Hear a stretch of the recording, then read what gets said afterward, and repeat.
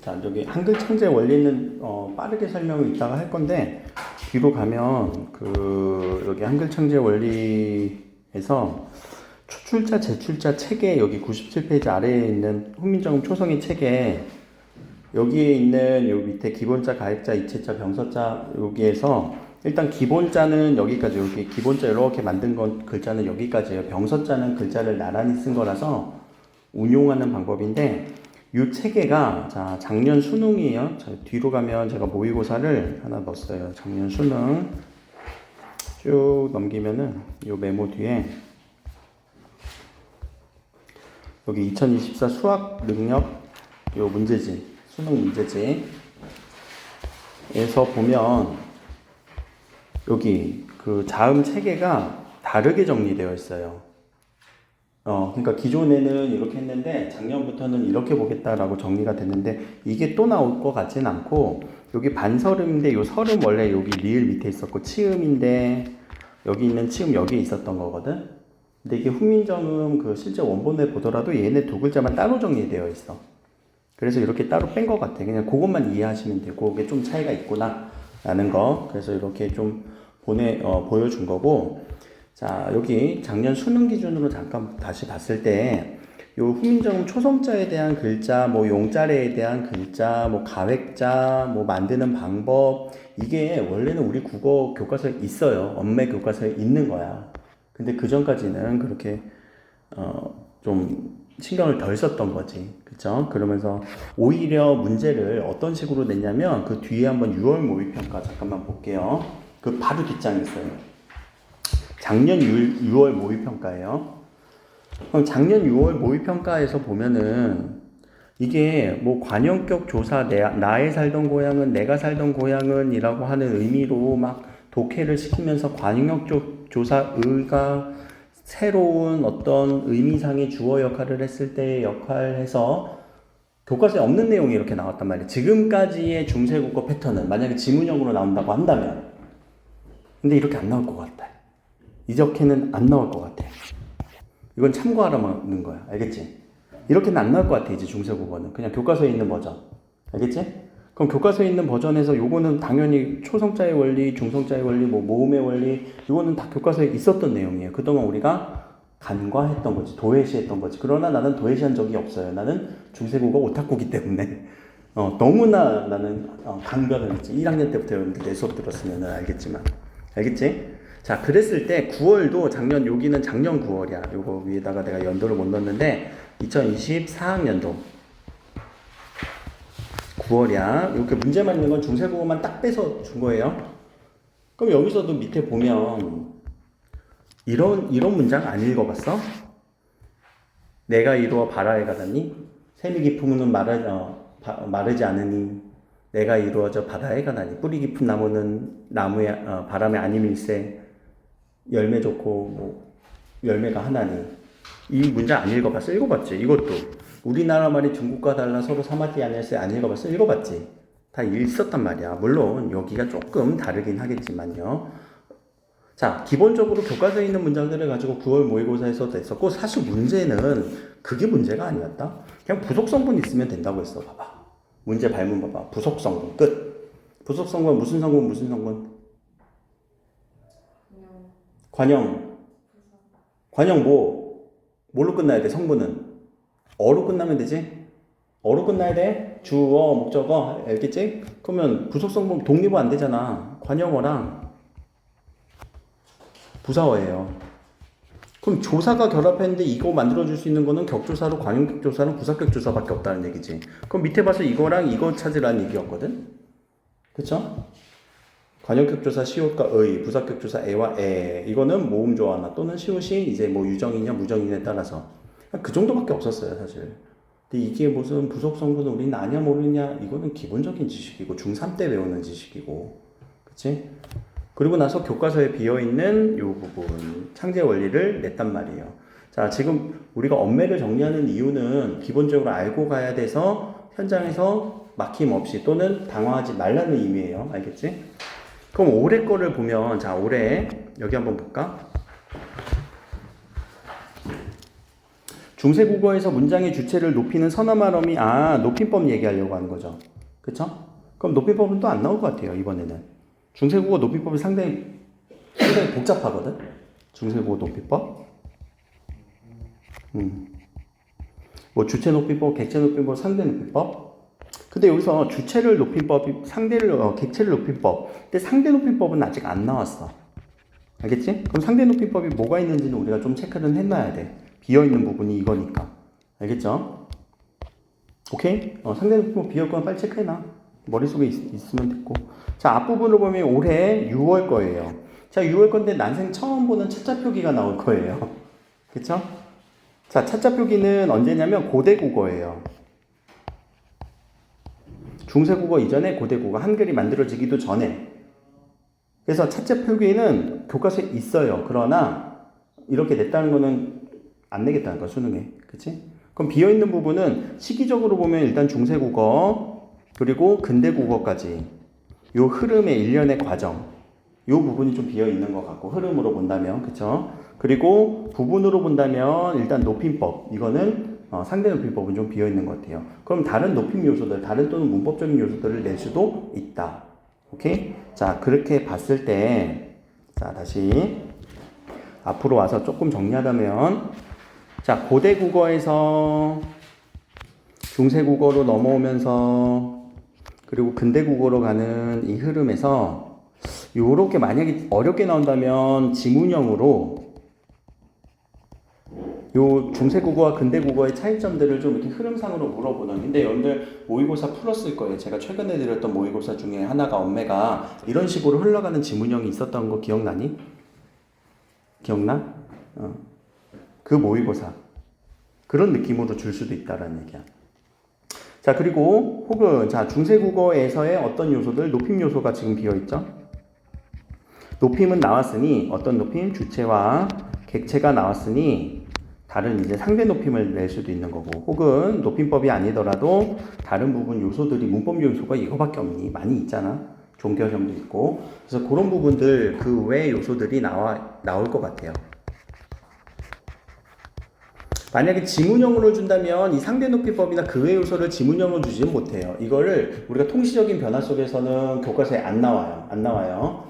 알겠지? 그게 지문형으로 가진 절대 안 와요. 그냥 요것만 중세국어로 물어보기도 할 거예요. 그 외 문법적 요소. 그러나 자, 이렇게 통시적이라는 건 시간의 흐름이지, 지문형으로 준다고 한다면 여기에 소리 체계는 줄 수 있어요. 소리, 음운, 요거 표기법,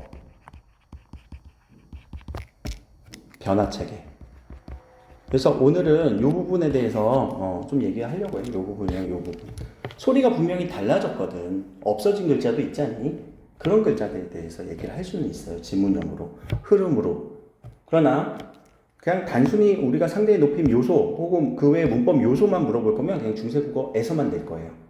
알겠죠? 자, 관점 두 가지예요. 지문형으로 나올 때는 만약에 중세에서 근대까지 걸쳐지는 요 소리나 표기법에 대한 변화, 혹은 문법 요소적인 측면을 낼 거면 그냥 중세국어 파트에서 주체, 객체 나왔으니까 다른 요소. 그렇게 두 가지 포인트를 잡고 다시 한번 읽어보면, 창제는 작년에 나왔기 때문에 뭐 창제의 원리를 우리가 아주 눈여겨서 할 건 없고, 먼저 요거 상형의 원리, 본 떴다 라는 거지. 발음, 기간, 본 떴다, 발음, 기간, 본 떴다. 누구를 본 떴냐 라고 했을 때 요 글자들만 알고 가야 돼. 아, 설, 순, 치, 후. 다 아는 글자들이야. 여러분들 하나 빼고 다 알아. 설은 어디겠니? 맨 앞장이야. 맨 앞에. 설은 뭐겠어? 혀. 수는 뭐겠어? 치는 뭐겠어? 그치? 후는 뭐겠어? 목. 아자는 상아 생각해봐. 코끼리 상아. 코끼리의 뭐라고 해? 이거를 어금니라고 하지?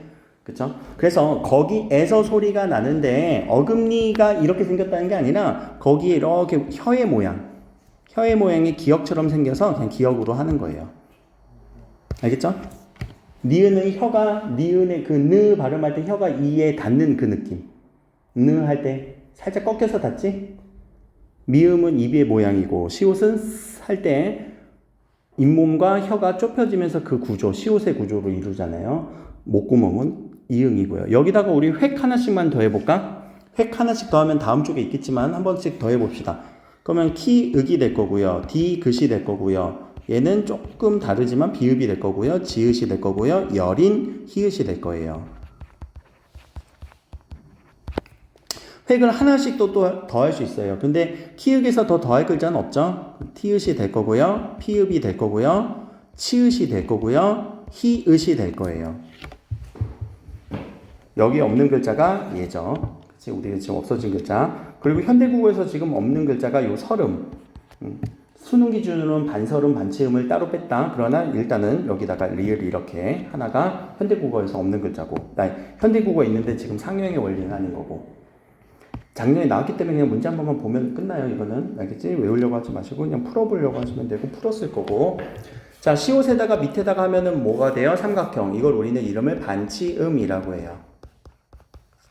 근데 얘는 지금 소멸된 글자죠. 소멸된 글자, 소멸된 글자. 하나 또 있죠. 소멸된 글자. 우리 이응에다가 하나 더 이렇게 짝대기를 살짝 그어주는 거. 이걸 우리는 옛 이응이라고 해요. 얘는 지금 소멸됐죠. 그럼 요 소리는 소리 있는 이응이에요. 자, 그럼 요 이응은요, 소리가 없는 이응이에요. 소리가 있는 이응, 소리가 없는 이응, 이게 무슨 말이냐면, 자, 우리가 아, 이 하면 이거 모음 몇 개? 2개. 자음 있니, 없니? 없지. 그치? 근데 강 하면은 요거는 자음 있는 거니, 없는 거니, 소리 있는 거니, 없는 거니? 있는 거예요. 그래서 초성했을 때, 받침했을 때 이 이응을 구분했다라는 얘기예요. 누가요? 세종대왕이요. 근데 우리는 구분하기 힘들지? 그냥 그게 그건 것 같잖아? 그래서 금방 사라져요. 알겠지? 그 원리고요. 그래서 가획작의 원리다, 소리의 색이, 소리의 색이는 획을 더했다 라는 정도로만 빨리 하나 체크.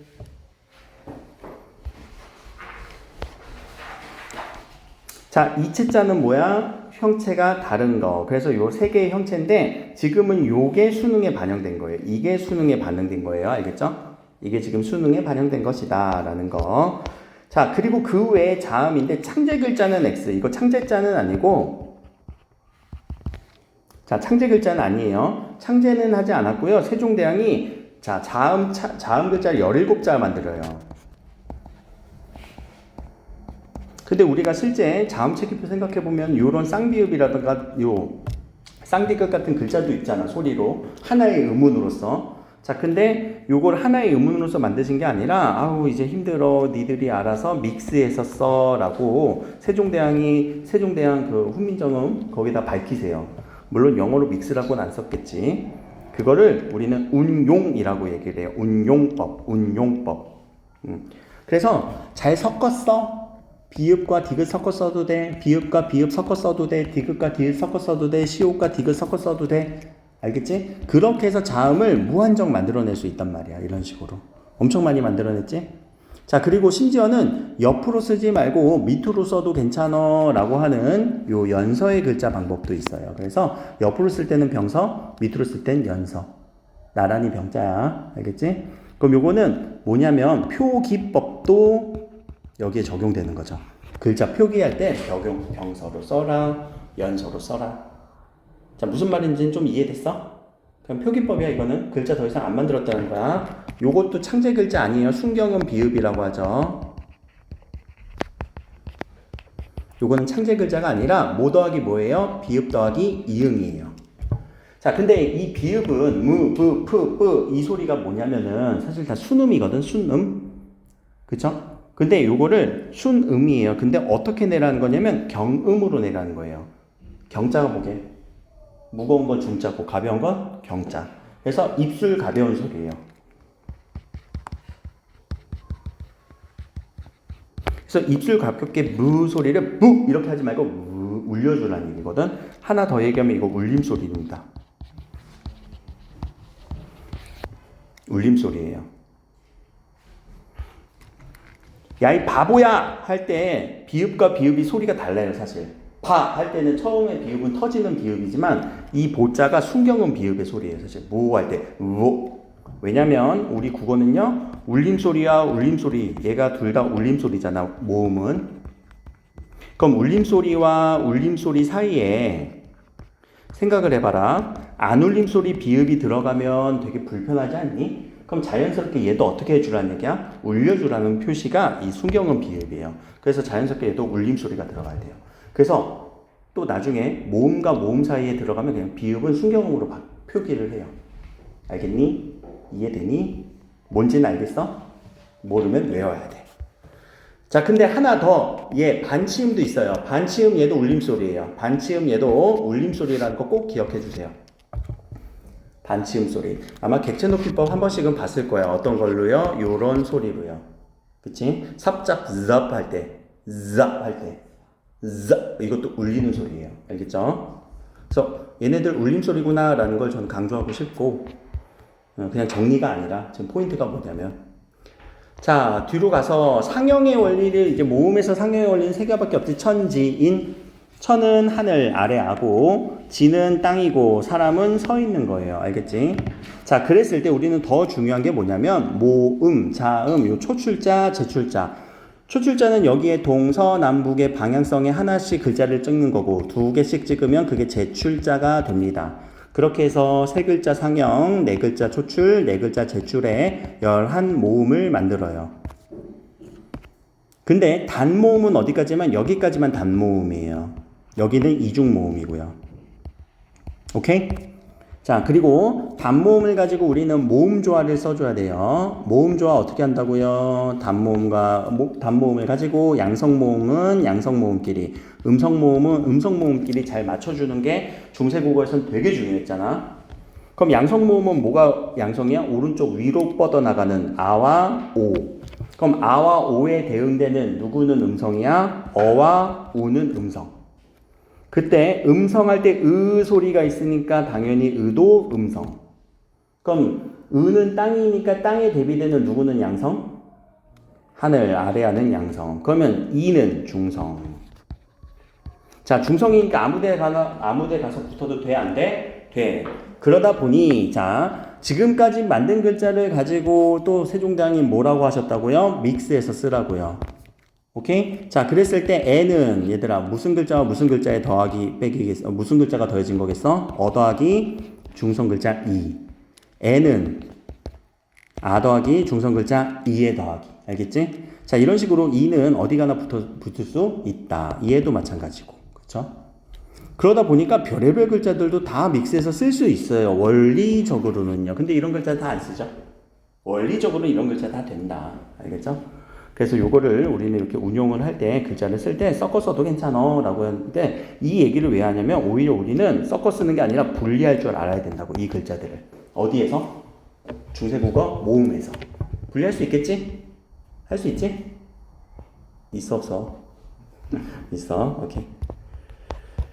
자, 그래서 훈민정음 창제에 대해서 이렇게 얘기를 했고, 자, 밑에 종성, 요거에 대해서 얘기를 좀 하고 싶은데, 자, 종성부용 초성이라고 한 건 종성 글자만 안 만들겠다고. 초성 글자 만들었고, 중성 글자 만들었지. 그럼 종성 글자도 따로 만들어야 될 것 같아. 우리 국어는 무슨 체계니까? 삼성 체계니까. 그쵸? 삼성 체계인데, 따로 안 만들게. 그냥 어떤 글자를 다시 써? 초성의 자음을 다시 써. 부용 다시, 용자는 사용. 초성 글자 다시 써 라는 게, 자, 여기까지가 창제 원리예요. 글자 만드는 거에 대한. 자, 근데 우리는 이거를 나중에 헷갈려요. 뭐요? 팔종성법으로요. 자, 팔종성법은 의미가 완전히 비슷하지만 다른 느낌이에요. 왜냐면 팔종성법은 종성에서 표기를 8개만 하라는 거야.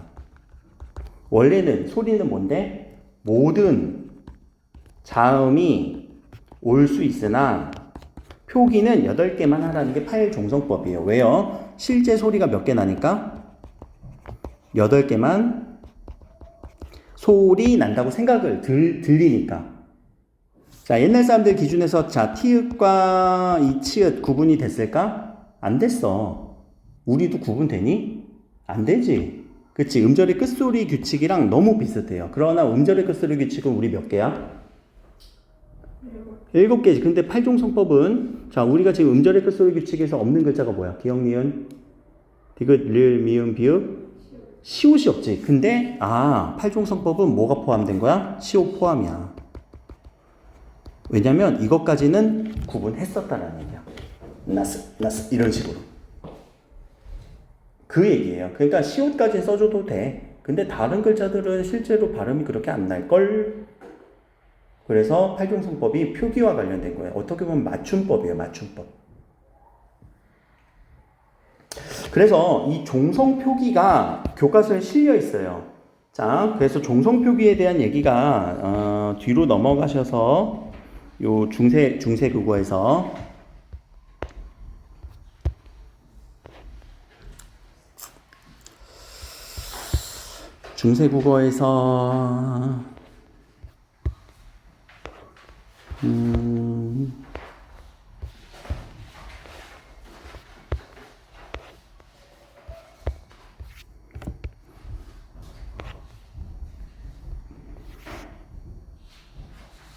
여기 한번 봅시다. 여기에서 여기 109페이지. 109페이지에 요 표가 제가 이제 근대국어, 중세국어가 만약에 통시적으로 나왔다고 한다면 요 부분이 문제가 된다고 얘기를 하는 거예요. 요 부분이.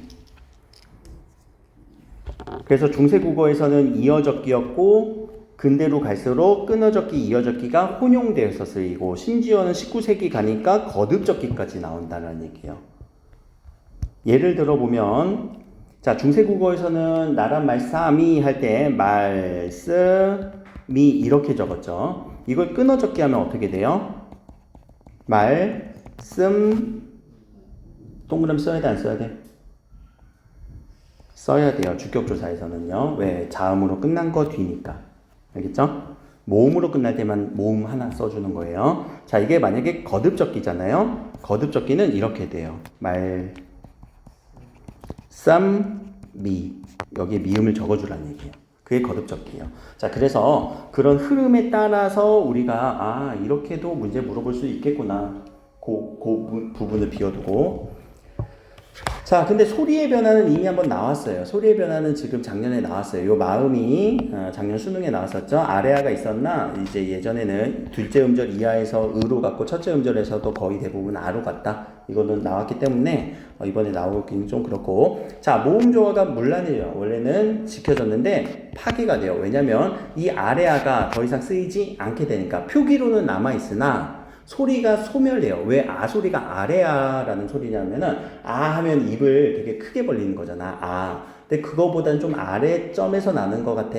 더 입을 벌리는 게 아니라 아래, 좀 더 약하게. 소리. 우리 구분하기 힘들어. 이게 언지, 안지, 온지, 운지. 그러니까 구분하기 힘들다 보니까 근대 국어 사람들은 모르겠어, 없어, 쓰지 마. 그래서 아래아가 실제적으로 소리는 없는데 표기로는 남아 있어요. 표기만. 그러면 자 아까 양성모음 우, 얘가 없어졌어. 자, 대응돼, 안 돼? 안 돼. 그래서 문란해지게 되는 거예요. 이 통시적인 흐름 하나 읽어가고. 국외음화 옛날에는 없었습니다. 근데 국외음화가 이제 19세기, 18세기부터 시작이 되게 돼요. 18세기부터 17세기까지만. 근데 국외음화는 현대국어에서 더 많이 물어볼 거고, 그쵸? 객체 높임은 옛날에 되게 많았어요. 그쵸? 삽잡삽 할 때, 삽잡삽 할 때, 선어만음이 삽잡삽. 근데 이게 나중에 점점 상대 높임으로 흡수가 돼요. 그래서 뭐뭐했습니다. 기억나? 뭐뭐했습니다. 알아? 우리 상대 높임에서 제일 높은 하십시오체 뭐뭐했습니다. 그때 씁니다 할 때 습이 삽잡삽의 어원이라고 얘기를 해요. 요거. 그러니까 없어졌어. 객체 높임 물어보진 않을 거야 올해. 알겠죠? 올해 안 물어볼 거예요.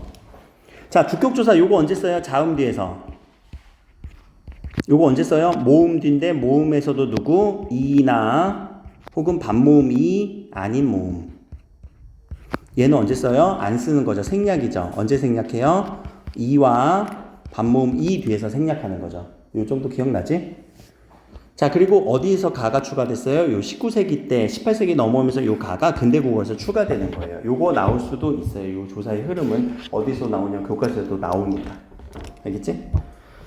자, 하나 더 여기다가 적을 건데, 자, 먼저 중세국어는요, 아까 얘기했던 8종성 체계예요.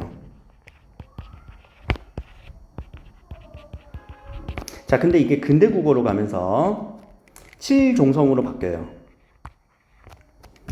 8종성법이라고 할게요. 미안해. 8종성법이 7종성법으로 바뀌어요. 그러면 지금 우리 가느다란 물방울이라고 하는 이런 글자들 생각해보면 우리도 지금 7종석만 우리가 인지를 하는 거잖아. 그러면 우리 아까 8개 중에서 하나를 빼줘야 되겠다. 뭘 빼줄래? 현대국어처럼 빼줄래? 아니면 다른 거 빼줄래? 다른 거 빠져야 돼. 누구니? 디귿이 빠져요. 7종석법에서. 알겠지? 디귿이 빠져요. 원래는 여기 디귿과 시읒이 존재했거든요. 근데 디귿이 빠져요. 근데 이거는 외래어 표기법이랑 비슷해요. 우리 로켓 할 때 받침 어떻게 쓸래? 시읒 쓸 거야. 왜? 자, 요거 로켓이 발사합니다 하면은 로켓이 발사합니다 이렇게 발음하지. 그럼 얘가 연음이 됐을 거야. 원래는 무슨 소리였을 거라고? 시옷 소리였을 거라고. 그래서 그거를 근거로 삼아서 얘는 시옷을 써줘요. 그래서 외래어 표기법이랑 똑같아요. 우리가 보면 근대국어 외래어잖아. 외국어처럼 느껴지잖아. 알겠지? 그냥 시옷이 써준다라고 얘기를 하면 돼. 그래서 이때 당시에 디귿으로 썼던 글자들이 다 시옷으로 가게 되는 거예요. 뭐 예를 들면 여러분들 자 숟가락과 젓가락. 근데 숟가락 이렇게 쓰니? 이렇게 쓰니? 이게 맞지? 젓가락은 그냥 시옷으로 쓰지. 자, 숟가락은 왜냐면 술의 가락이 한술 뜨세요 할 때 술에서 온 거거든. 근데 그 술이 디귿으로 가는 거 우리 무슨 법 이거 뭐라고 했니? 몰라. 그쵸? 몰라 이렇게 바뀌는 건 없어. 근데 디귿이 리을로 갈 때는 불규칙 활용이 있었지. 디귿 불규칙. 자, 그러니까 그런 것들에 대한 뭐 연관성 때문에 이렇게 가기는 해요. 근데 봐봐, 젓가락은 우리 저라는 건 이게 저가 뭐야? 수저할 때 젓가락을 의미하지? 수 플러스 저. 이거는 저의 가락이에요. 무슨 조사? 관형격조사 시옷. 그렇게 해서 관형격조사 시옷이 그대로 살아남아서 이렇게 반영된 거고, 요 숟가락은 자 원래는 숟가락 이렇게 썼어. 그러나 이 시옷이 아니야 디귿을 우리는 살려야 돼 라고 하면서 인위적으로 바꿔준 게 숟가락 이런 식으로 해서 똑같은 숟가락이고 젓가락인데 왜 바뀌어? 다르다는 의미예요. 그 활용량 상태. 이게 옛날에 문제는 나왔기 때문에 또 나올 일은 없지만 일단 이렇게 기억을 한번 해주시라는 거죠. 가느다란 물방울 아니에요. 알겠지? 가느다라는 건 아니고 아무튼 물방울이고 자, 헷갈려. 근데 이거는 뭐랑 비슷하다? 외래어 표기법. 어디 쓸 때? 받침 발음 쓸 때. 로켓 이런 거. 그래서 뭐 로켓 배터리 이거 틀린 거야. 자, 요런 관점에서 뭔가가 하나 나오는 게 교과서에서 이제 관점이에요. 교과서에서 그 통시적인 관점. 알겠죠? 중세 근대 이렇게 넘어가면서 자, 그 외에는 이제 문법적인 측면이고요. 자, 여기서 문법적인 측면에서는 잠깐 앞에서부터 한번 보면 단모음은 안 나올 거고 요거는 아예 볼 필요도 없어. 단모음만은 뭐 내기 너무 힘들어요. 물론 단모음이 됐다. 미안해. 이렇게 X 칠 건 아니다. 이렇게 X 칠 건 아니다. 우리가 현대국어까지 단모음 체계가 아까 우리 단모음 체계가 양성모음, 음성모음에서 아, 오, 어, 우, 이게 7단모음이었거든. 언제요? 중세예요. 근데 자 근대로 가면서 자 얘는 지금 있어 없어? 아래아는 없어지지. 그럼 6단모음이 돼야 되는데 그러지 않아요. 뭐가 추가가 되냐면 애와 애가 단모음화가 돼요. 애와 애가 단모음화가 돼요. 그래서 오히려 7단모음에서 하나 빠지고 2개 들어오니까 8단모음이 돼요. 요것도 통시적인 변화인데 알고 교과서에 있어요. 일부 교과서에. 자, 현대국어에서는 몇 단모음이지? 10단모음이지. 뭐가 추가됐어? 외와 위. 요거 추가되는 거 알지? 그래서 10단모음 체계의 요 흐름, 요거를 인지하고 가면 편하고요.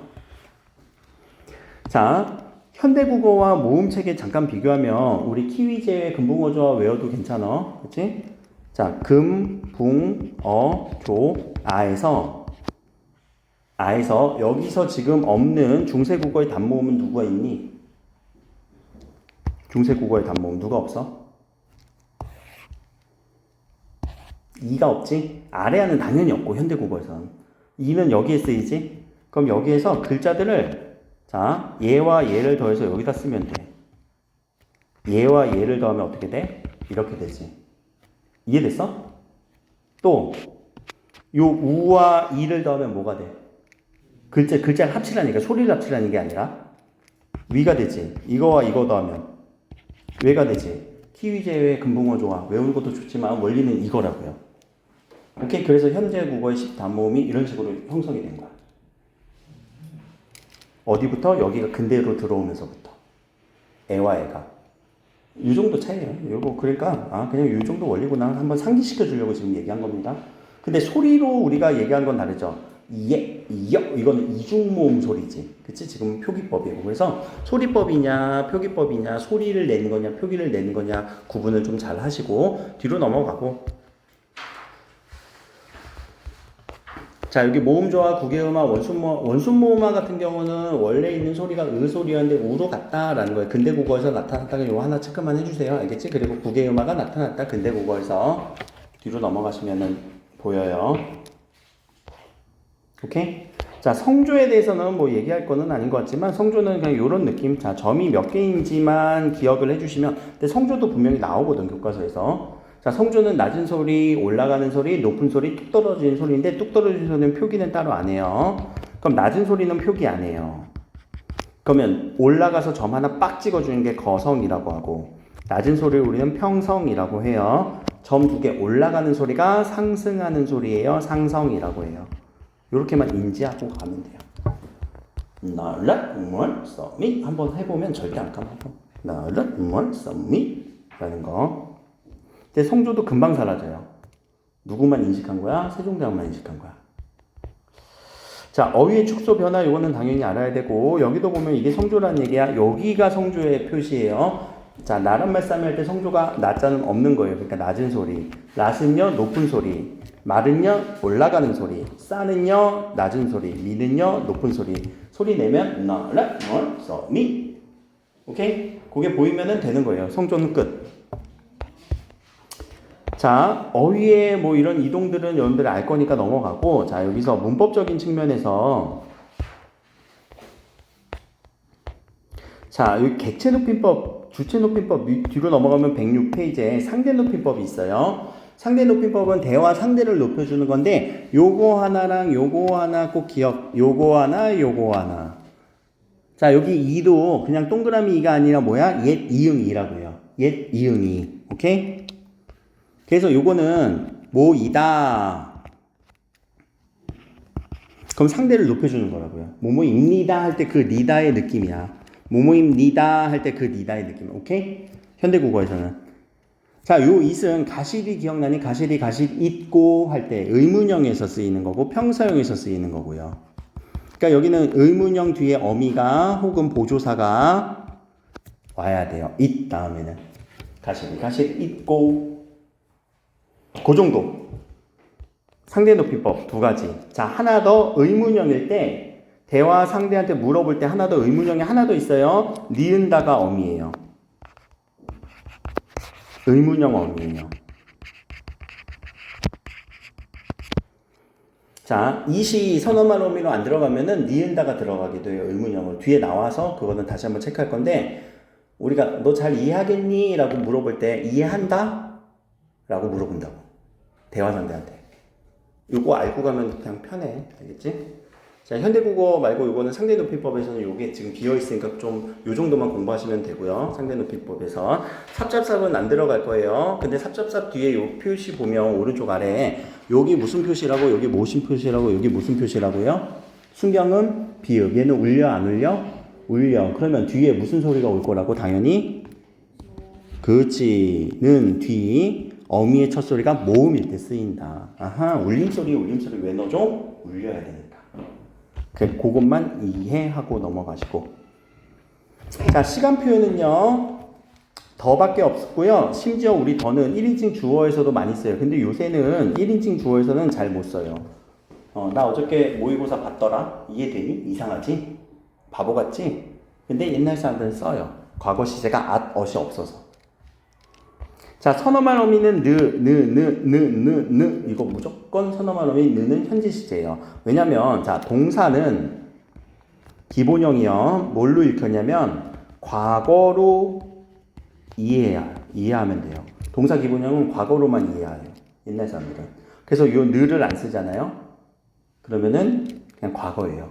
그래서 항상 우리 현대 그 시조 생각해봐. 내가 지금 강산을 보면서 임금의 은혜인 역군 은혜인 거 하노라. 이거는 그냥 하다야 하다 그거인 것 같다. 근데 이 노가 뭐냐면은 현재 시제 느가 들어갔다는 얘기지. 오케이? 하노라 할 때 항상 그렇게 내가 지금 한다. 노자를 내가 두 가지로 해석하라고 했잖아. 내가 지금 한다.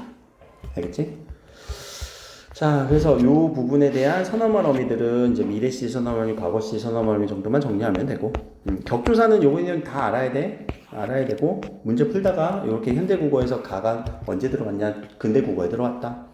관형격조사는 요 정도만 알면 돼요. 근데 관형격조사를 계속 물어보니까 아마 물어보진 않을 것 같아요. 알겠죠? 자, 뒤로 넘어가면 의문문이에요. 의문문이 이제 판정의문문, 설명의문문, 현대국어에서도 판정하듯이 하나만 우리가 딱 잡고 갑시다. 판정의문문 할 때 아가 들어가잖아. 오케이? 근데 이 아를 가지고 가나 니어로 세로로 가는 판정의문문의 이 아 소리를 가지고요. 가로 가세요. 니어로 가세요. 알겠죠? 그럼 판정의문문이 돼요. 그 외에 설명의문문은요. 고로 오로 가면 돼요. 남재는 어떤 게 어려운 거? 무슨 의문문? 애들은 왜 안 오는가 하면 안 돼. 그럼 판정이잖아. 그치? 애들은 오늘 오는가? 그럼 판정이 되지. 그쵸? 자, 그래서 요 의문문 요거 하나 기억하고 가는 거 어렵지 않지? 어떻게 표현하는지. 자, 근데 어미가 붙을 수도 있고요. 보조사가 붙을 수도 있어요. 가가 어미고요. 녀가 보조사예요. 알겠죠? 아, 미안해. 반대. 얘가 이제 보조사고, 요거 그냥 어미로 다 처리하자. 알겠지? 이걸 구분하는 부분도 있지만 그냥 어미로 다 처리합시다. 자, 밑에 의문형 어미 니은다 아까 얘기했던 거예요. 어찌 네가 안다. 네, 어찌 안다. 너 안다 이게 아니라 너 아느냐 물어보는 거예요. 알겠죠? 선어말 어미가 느일 때만 위에 있는 니은일 때만 현재 시제라고요. 알겠죠? 밑에 있는 거는요. 의문형 어미예요. 오케이. 자, 요거는 1인칭일 때라고 얘기를 한 거. 그래서 하노라 할 때 이 노가 하나는 현재 시제고 오가 1인칭 주어다. 알겠죠? 자, 밑에는 어려운 거라서 이거는 일단 X. 이거는 그 세종어제 후민정음 할 때는 얘기해요. 그러나 그 외에는 필요 없어요. 너무 어려워요. 개념이. 이해하려면 해봐. 의미상 목적어일 때 파악할 수 있게. 어렵지 갑자기. 그래서 선어말 어미 5 정도까지만 알고 있으면 될 것 같아요. 자, 밑에 근대국어까지도 그럼 얘네들이 어떤 식으로 조금 더 가냐면 이제 없었는데 근대국어에서 나와요. 알겠죠? 근대국어에서 아까 없었어. 뭐만 있었어? 더만 있었어. 그리고 주격조사 가가 등장해요. 객체높임법 이제 삽접섭이 상대높임법으로 좀 흡수되는 느낌이에요. 없어져요. 그리고 뭐뭐 하지 않다라고 하는 긴 부정인데 이것도 별로 중요하진 않고요. 어디가 중요하냐면 여기 특히 주격조사 가는 교과서에 실려있는 내용. 알겠죠? 엇도 실려있는 내용. 교과서에 실린 내용들이 중세국어에서 중요할 것 같아요. 이번에. 체크한 부분은 집에 와서 볼 거지? 알겠지?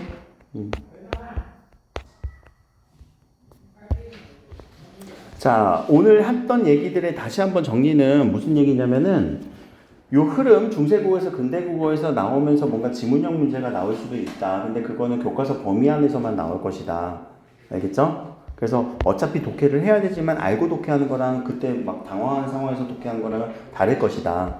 두 번째는 자, 그냥 문법 요소에 대해서만 나올 거면 이렇게 상대 높임이나 그 외의 요소들을 얘기할 수 있다. 그러면 상대 높임은 아까 우리가 얘기했듯이 요 이가 있었고 평서형 또는 it이 있었죠. 의문형. 그거 외에 의문형은 뭐뭐하는가, 뭐뭐하는 노라고 하는 설명 의문문과 판정 의문문의 계열이 있다. 그리고 니은다의 의문형 표현이 있다. 이런 것도 있고 현재 시제는 항상 느로 써야 된다. 1인칭일 때는 오를 붙여준다. 이 정도의 또 개념. 성조도 있었다. 방점을 찍는다. 그리고 이어적기, 끊어적기, 거듭적기의 표기법의 변화도 있었다. 이 정도밖에 없어요. 그 외의 요소에서 물어볼 수 있는 거는. 격조사는 주격조사 정리하셔야 되고요. 관형격조사 정리하시고요.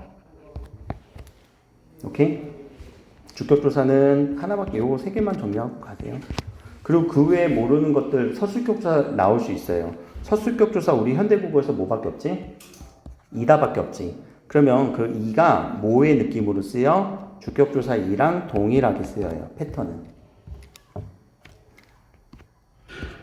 그럼 뭐가 동일하다는 얘기니? 모음 뒤에서는 모음에 따라서 얘가 생략되기도 한다. 너희들 나는 고3이다 이러지. 근데 고2는 나는 고2다 이러지. 왜 고2, 2로 끝났으니까 2를 써? 안 써? 안 쓴단 말이야. 그 패턴은 똑같아. 알겠지?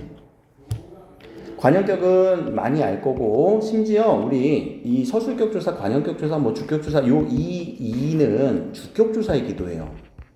근데 관형격 조사이기도 해요. 왜냐면 내 책 한번 우리 현대국어에서도 풀어보자. 내 책 하면 이건 무슨 책이야? 나의 책이죠. 그럼 이때는 글자를 분리해볼까? 뭐 더하기 뭐? 그럼 얘가 무슨 역할? 관형격 조사 2의 역할. 자, 그렇게도 관형격 여사도 하고요. 이거 부사격 조사로도 쓰여요. 서술격 조사 2에도 영향을 끼치고 다 영향을 끼쳐. 고어는 그럼 복격 조사는 얘기니 되겠지? 알겠지? 그래서 이는 주격 조사뿐만 아니라 다른 형태로도 영향을 많이 갖고 있었다. 그 기능을 갖고 있었다. 근데 주격 조사를 많이 물어볼 거예요. 교과서 범위니까. 관형격은 물어봤으니까 안 물어볼 것 같아요. 서술격 조사는 요 ES인과 비슷해요. 알겠죠? 일부 교과서에서 서술격 조사를 언급하긴 해요. 근데 나올 거면 요 문법 요소 부분에서 얘기를 할 거예요. 뭐를 구분하는? 요런 조사들을 구분하는. 오케이? 그러나 흐름으로 낼 거면 요 지문형에서 중세국어, 근대국어, 왜냐면 차차 표기가 나왔기 때문에 그런 흐름 때문에 우리가 보는 거고. 자, 요거 구분 하나만 하고 갑시다. 어디에서 보냐면 요 중세국어가 국어사라고 하는 건 국어의 역사를 다루는 거기 때문에 나라의 역사를 기준으로 삼지는 않아요. 나라의 역사 기준은 아니에요. 그러나 나라의 역사가 반영되긴 해요. 알겠지? 왜냐면 자, 고대 국가에서 우리가 통일을 이루었던 나라는 어디? 신라. 신라의 수도는 어디? 경주. 경주는 지금 어느 지역? 남부 지역. 그럼 옛날에 표준어는 우리 경상도 사투리가 표준어. 자, 중세국어는 신라 다음에 우리가 통일을 했던 나라는 어디? 고려. 고려는 어디가 수도? 개성. 개성은 어느 지역? 중부 지역. 그래서 표준어가 바뀌어요. 그래서 중세국어가 이때 시작돼요. 근데 우리가 알고 있는 중세국어는 후기 중세국어예요. 왜요? 조선이 건국돼서요? 아니라고 했죠. 뭐가 만들어져서? 뭐가 창제돼서? 그렇지, 훈민정음 창제부터. 왜? 국어의 역사, 국어에 아주 임팩트 있는 사건이잖아. 그렇죠? 표준어 바뀐 것도 임팩트 있는 사건이잖아. 그럼 근대국어는 언제부터요? 우리나라 17세기, 이때 전쟁 두 번 겪죠. 큰 전쟁, 외란과 호란 겪죠. 그러다 보니까 외래어들 또는 그 외국의 표현들 많이 들어와서 그래요. 그래서 근대국어가 시작되는 거예요. 현대국어는 20세기부터 언문일치가 일어나면서, 자, 말을 그대로 쓸 수 있게 되면서, 자, 문장식 표현과 구어식 표현이 이제는 차이가 별로 없게 돼요. 그게 현대국어예요. 우리가 딱 얘기하면 뭐 동집식문 창간? 그 기준으로 삼는 경우도 많이 있어요. 자, 근데 현대국어가 아니라 요 중세국어, 근대국어 파악할 때 나라의 역사 기준이 아니라 나라의 역사가 반영이 되긴 한다. 왜? 큰 언어의 변화.